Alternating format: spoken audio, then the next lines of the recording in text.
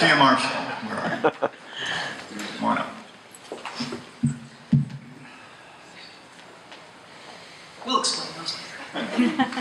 My nickname from Jack is Beena. I won't go into the story of that, but I think he had lots of nicknames for all of us.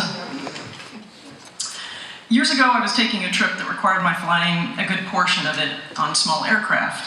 In preparation, I had my will created and mentioned to Jack that I had left my belongings to those friends and family members who were with me when I bought my various items of value. Jack immediately quipped, "When are we going shopping for your house and your car?"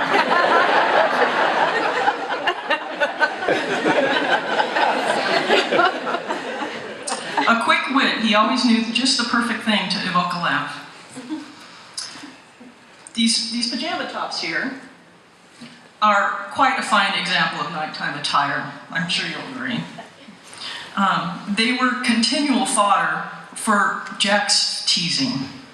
I brought them on many of my trips with him, but only when checked-in baggage wasn't necessary. Obviously, you wouldn't want to leave these in the hands of the airline.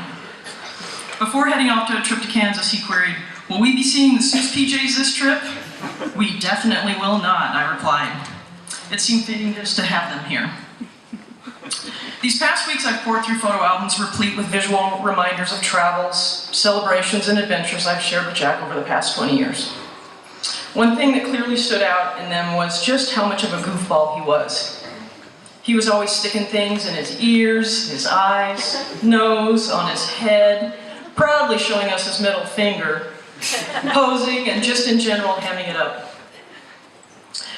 These photos also reminded me of how mischievous he could be.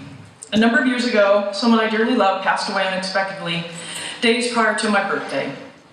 The next week was spent planning, organizing, and attending a memorial service. With little time to realize that my birthday passed that year without any fanfare, I returned to work to find a book entitled Love from the Heart, which had been left anonymously atop my desk. Aww, some considerate soul had left a gift to let me know that I was in their thoughts. How touching. A quick perusal through the book, and I knew the book wasn't something I would have selected for myself. But it was the gesture, after all. Without knowing who had left this little gem, I did my best to find words to thank that person for the kind gift. A gift that wouldn't remain in my possession for too very long. I drafted a note to the 10 or so people who I thought might have bestowed it upon me, expressing my feelings as best I could to let my anonymous gift giver know how much it meant to have this small token awaiting me. I was just about to mail my heartfelt thanks when Eddie popped into my office and questioned whether I'd found the book that Jack had left me. "It was on the freebie table in D Kitchen," he declared.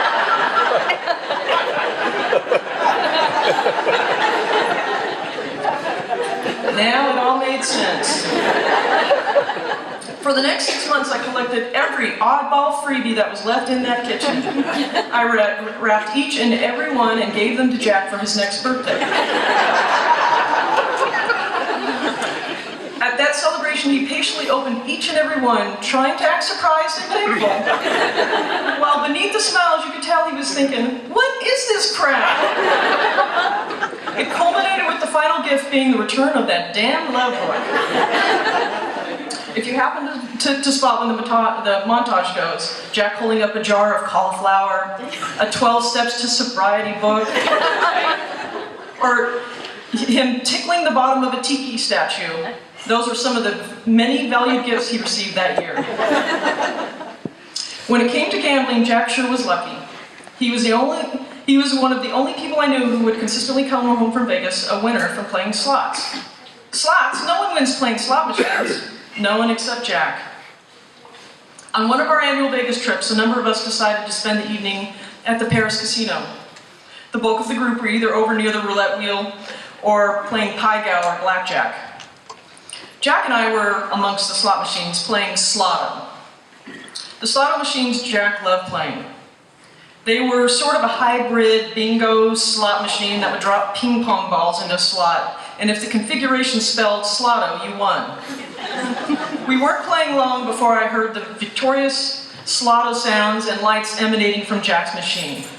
He turned to me with a gleeful smile and exclaimed, "I won 1,000! I looked at the machine and back at Jack.